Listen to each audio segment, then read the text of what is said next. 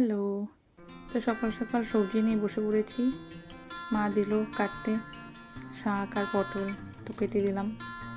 দিয়ে একটু দেখছিলাম বাইরেটা, খুব সুন্দর মিষ্টি রোদ উঠেছে। তারপরে ফিল্টারটা অন করা ছিল, অন করে দিলাম। দেন মা বললো কুমড়োটা রোদে দিয়ে কুমড়ো ভাজি বানিয়ে দেবো, তাই সেই আশায় রোদে দিয়ে এলাম।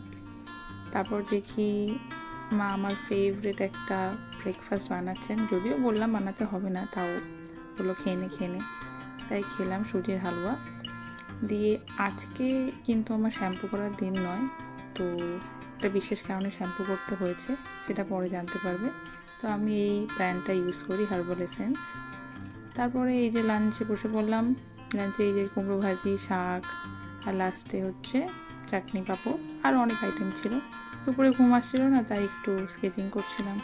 এইটা হচ্ছে বিশেষ কারণ, আমার একজন পরিচিতের বিয়ে, মা বাবা খাচ্ছেন আনন্দ করে, আমরাও বসে পড়েছি। তারপর আমি আর বোন কয়েকটা ছবি তুলে নিলাম টুক করে। টাটা।